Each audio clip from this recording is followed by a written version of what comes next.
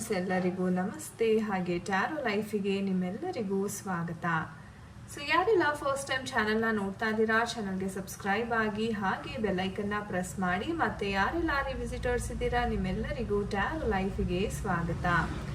So friends, ಇಂದಿನ ಒಂದು ವಿಡಿಯೋದಲ್ಲಿ ಮೇನ್ ಆಗಿ ನಿಮ್ಮ ವ್ಯಕ್ತಿ ಯಾಕೆ ನಿಮ್ಮನ್ನ ನಿರ್ಲಕ್ಷಿಸ್ತಾ ಇದ್ದಾರೆ, ಯಾಕೆ ಇಗ್ನೋರ್ ಮಾಡ್ತಾ ಇದ್ದಾರೆ, ಅದರ ಹಿಂದಿನ ಕಾರಣ ಏನಿದೆ, ಅವ್ರು ಬೇಕು ಅಂತಾನೆ ನಿಮಗೆ ಜೆನ್ಯೂನ್ ಆಗಿ ನಿರ್ಲಕ್ಷ್ಯ ಮಾಡ್ತಾ ಇದ್ದಾರಾ ಅಥವಾ ಅದು ಬಿಟ್ಟು ಬೇರೆ ಯಾವುದೇ ರೀತಿಯ ಒಂದು ಕಾರಣ ಏನಾದರೂ ಇದೆಯಾ? ಸೊ ಇದೆಲ್ಲವನ್ನು ಇವತ್ತಿನ ಒಂದು ಪಿಕ್ ಅ ಕಾರ್ಡ್ ರೀಡಿಂಗ್ ಮುಖಾಂತರ ನಾವು ತಿಳ್ಕೊಳ್ಳೋಣ. ಆ್ಯಂಡ್ ಗೈಸ್, ಇದೊಂದು ಜನರಲ್ ಟೈಮ್ಲೆಸ್ ರೀಡಿಂಗ್ ಆಗಿರುತ್ತೆ. ಸೊ ಯಾವ ವಿಚಾರಗಳು ನಿಮಗೆ ರೆಸೊನೇಟ್ ಆಗುತ್ತೆ ಖಂಡಿತ ಕನ್ಸಿಡರ್ ಮಾಡಿ.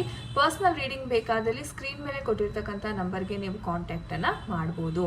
ಆ್ಯಂಡ್ ಇದು ಒಂದು ನಮ್ಮ ಇನ್ಸ್ಟಾಗ್ರಾಮ್ ಪೇಜ್ ಲಿಂಕ್. ರೆಗ್ಯುಲರ್ ಗೈಡೆನ್ಸ್ಗೋಸ್ಕರ ದಯವಿಟ್ಟು ಈ ಪೇಜನ್ನು ಸಹ ಫಾಲೋ ಮಾಡಿ, ಸಪೋರ್ಟ್ ಮಾಡಿ.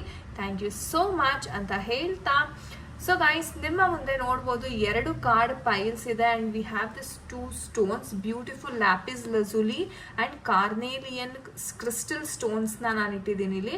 ಸೊ ಈ 2 ಸ್ಟೋನ್ಸಲ್ಲಿ ನಿಮಗೆ ಯಾವುದು ತುಂಬ ಅಟ್ರಾಕ್ಟಿವ್ ಫೀಲ್ ಆಗುತ್ತೆ ಅಥವಾ ನಿಮ್ಮ ಲಕ್ಕಿ ಕಲರ್ ಅಂತಕ್ಕಂಥದ್ದು ಯಾವುದಾದ್ರೂ ಇದ್ದರೆ ಖಂಡಿತವಾಗ್ಲೂ ನೀವು ಇದನ್ನು ಚೂಸ್ ಮಾಡ್ಬೋದು. ಸೊ ಸಮಯವನ್ನು ತಗೊಂಡು ಯೂನಿವರ್ಸಲ್ಲಿ ಪ್ರಾರ್ಥನೆಯನ್ನು ಮಾಡಿಕೊಂಡು ಈ ಒಂದು ಕಾರ್ಡ್ ಪೈಲ್ನ ನೀವು ಚೂಸ್ ಮಾಡಬೇಕಾಗತ್ತೆ. Okay, I hope you have chosen. So ಮೊದಲನೇದಾಗಿ ಯಾರೆಲ್ಲ ಲ್ಯಾಪಿಸ್ ಲಜುಲಿ ಕ್ರಿಸ್ಟಲ್ನ ಚೂಸ್ ಮಾಡಿದ್ದೀರಾ, ಸೊ ನೋಡೋಣ ಅವರ ಒಂದು ಎನರ್ಜೀಸ್ ಯಾವ ರೀತಿ ಇರುತ್ತೆ ಅಂತ. ಸೊ ನಿಮ್ಮ ಪರ್ಸನ್ ಹೆಸರನ್ನ 3 ಸಲ ನೆನಪಿಸ್ಕೊಳ್ಳಿ, ಅವರ ಡೇಟ್ ಆಫ್ ಬರ್ತ್ನ 3 ಸಲ ಮನಸ್ಸಲ್ಲೇ ನೆನಪಿಸ್ಕೋತಾ ಈ ಒಂದು ಶಫ್ಲಿಂಗನ್ನು ನೋಡಬೇಕಾಗತ್ತೆ ನೀವು. ಓಕೆ, ದಯವಿಟ್ಟು ಸ್ಕಿಪ್ ಮಾಡಬೇಡಿ ಈ ಒಂದು ಪಾರ್ಟ್ನ. ಈ ಶಫ್ಲಿಂಗ್ನ ನೀವು ನೋಡ್ತಾ ಇರಿ, ನಿಮ್ಮ ಮನಸ್ಸಲ್ಲಿ ನಿಮ್ಮ ಪರ್ಸನ್ ಬಗ್ಗೆ ನೆನಪಿಸ್ಕೋತಾ ಯಾಕೆ ಅವರು ನಿರ್ಲಕ್ಷ್ಯ ಮಾಡ್ತಾ ಇದ್ದಾರೆ ಅಂತ ಮನಸ್ಸಲ್ಲಿ ಕೇಳ್ಕೋತಾ ನೋಡಿ. ಓಂ ಕಾಳಿ ಮಹಾಕಾಳಿ ಕಾಳಿ ಕೆ ಪರಮೇಶ್ವರಿ ಸರ್ವಾನಂದ ಕರಿ ದೇವಿ ನಾರಾಯಣಿ ನಮಸ್ತುತೆ. So think of your person. ಯಾಕೆ ಅವರು ನಿಮ್ಮನ್ನು ನಿರ್ಲಕ್ಷ್ಯ ಮಾಡ್ತಾ ಇದ್ದಾರೆ, ಅದರ ಹಿಂದಿನ ಕಾರಣ ಏನು? Okay, so we have 2 cards.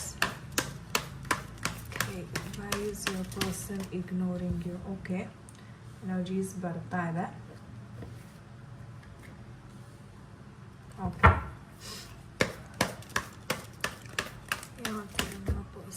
okay, there's too many cards. Okay, I'll pick again. Okay, dear universe, energies now pass ಮಾಡಿ, ದಯವಿಟ್ಟು energies now pass ಮಾಡಿ.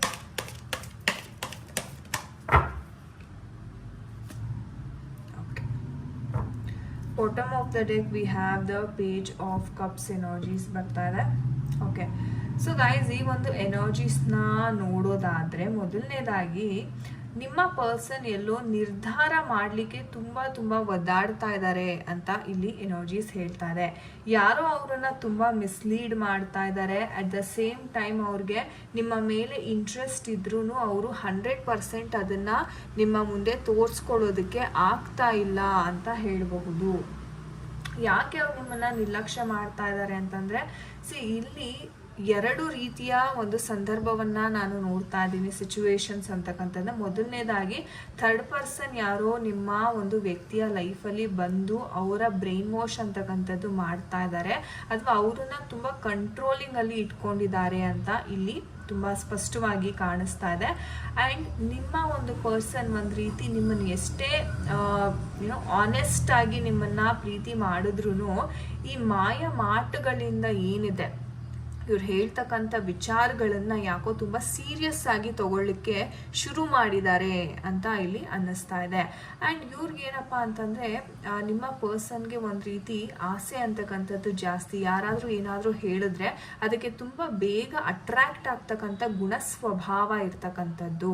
ಸೊ ಆ ಒಂದು ರೀಸನ್ನಿಂದ ಇವರ ಒಂದು ಎನರ್ಜೀಸ್ ಏನಿದೆ ತುಂಬ ಪಾಸಿಟಿವ್ ಆಗಿ ಇವರನ್ನ ಅವ್ರ ಹತ್ರ ಸೆಳೀತಾ ಇದೆ. ಅಟ್ ದ ಸೇಮ್ ಟೈಮ್ ನಿಮ್ಮಿಂದ ಇವರು ದೂರ ಹೋಗ್ತಾ ಮಾಡ್ತಾ ಇದ್ದಾರೆ. ಸೊ ಈ ಥರ ಎನರ್ಜೀಸ್ ಅಂತಕ್ಕಂಥದ್ದು ಇಲ್ಲಿ ಕಾಣಿಸ್ತಾ ಇದೆ. ಬಟ್ ಒಂದಂತೂ ನಿಜ, ಅವರು ನಿಮ್ಮನ್ನ ತುಂಬ ಪ್ರೀತಿ ಮಾಡ್ತಾ ಇದ್ದಾರೆ.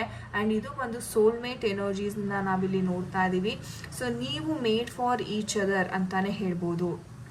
ಆದರೆ ಕೆಲವೊಂದು ಇಲ್ಯೂಷನ್ಸ್ ಇಂದ ನಾವು ಹೇಳ್ತೀವಲ್ಲ, ಜೊತೆಲಿದ್ರೆ ಕೆಲವ್ರಿಗೆ ಜೆಲಸಿ ಫೀಲ್ ಆಗೋದು, ಅಥವಾ ಇನ್ನೇನೋ ಅವ್ರು ಹೇಳಿಬಿಟ್ಟು ಅವ್ರ ಮನಸ್ಸನ್ನ ಕೆಡಿಸಿ ಅವ್ರಿಬ್ಬರನ್ನ ದೂರ ಮಾಡ್ತಕ್ಕಂಥದ್ದು. ಸೊ ಈ ಥರ ಎನರ್ಜೀಸ್ ಇಲ್ಲಿ ತುಂಬ ಕಾಣಿಸ್ತಾ ಇದೆ. ಸೊ ಅವ್ರಿಗೆ ಭ್ರಮೆಯನ್ನು ಹುಟ್ಟಿಸ್ತಾ ಇದ್ದಾರೆ ಇವರು. ಓಕೆ, ಹಿಂಗಿರ್ಬೋದು, ನಿನ್ನ ಲೈಫಲ್ಲಿ ಈ ಥರ ಅಚೀವ್ ಮಾಡ್ಬೋದು, ನೀನು ಎತ್ತರದ ಮಟ್ಟಿಗೆ ಬೆಳಿಬಹುದು ಅನ್ನೋ ಒಂದು ಅಂದರೆ ಒಂದು ರೀತಿ ಪಾಸಿಟಿವಿಟಿ ತುಂಬ್ತಾ ಇದ್ದಾರೆ. ಬಟ್ ಇವ್ರ ಹತ್ರ ಸೆಳೆಯೋದಕ್ಕೆ ಅವರು ಆ ಒಂದು ಕೆಲಸವನ್ನು ಮಾಡ್ತಾ ಇದ್ದಾರೆ, ಅದು ತಪ್ಪು. ಓಕೆ, ಆ್ಯಂಡ್ ಇವರು ಸಹ ತುಂಬ ವೇಗವಾಗಿ ಅವ್ರು ಹೇಳ್ತಕ್ಕಂಥ ಮಾತುಗಳಿಗೆ ಅಟ್ರಾಕ್ಟ್ ಆಗ್ತಾ ಇದ್ದಾರೆ. ಅಟ್ರಾಕ್ಟ್ ಆಗಿ ನಿಮ್ಮನ್ನ ಇಲ್ಲಿ ಇಗ್ನೋರ್ ಮಾಡೋಕ್ಕೆ ಶುರು ಮಾಡಿದ್ದಾರೆ ಅಂತಾನೆ ಹೇಳ್ಬೋದು. So this is the reason ಯಾಕೆ ಅವರು ನಿಮ್ಮನ್ನ ಇಗ್ನೋರ್ ಮಾಡ್ತಾ ಇದ್ದಾರೆ. ಸೊ ಇಲ್ಲಿ ಥರ್ಡ್ ಪಾರ್ಟಿ ಎನರ್ಜಿಯ ಕನೆಕ್ಷನ್ ಅಂತಕ್ಕಂಥದ್ದು ಇಲ್ಲಿ ಕಾಣಿಸ್ತಾ ಇದೆ. ಸೊ ನೋಡೋಣ. ಓಕೆ, ನಮ್ಮ ಏಂಜಲ್ಸ್ ಹೇಳ್ತಾ ಇದ್ದಾರೆ. ಸೊ ಇಂಪ್ರೂವಿಂಗ್ ಹೆಲ್ತ್ ಅಂತ ಹೇಳ್ತಾ ಇದ್ದಾರೆ ನಮ್ಮ ಏಂಜಲ್ಸು. ಏಂಜಲ್ಸ್, ಇದು ಮುಂದೆ ಸಾಲ್ವ್ ಆಗುತ್ತಾ? ದಯವಿಟ್ಟು ತಿಳಿಸಿ ನಮ್ಮ ವೀಕ್ಷಕರಿಗೆ. ಇದು ಮುಂದೆ ಸಾಲ್ವ್ ಆಗುವಂಥ ಸಂದರ್ಭ ಏನಾದ್ರು ಬರುತ್ತಾ? ಏಂಜಲ್ಸ್ ತಿಳಿಸಿ ದಯವಿಟ್ಟು.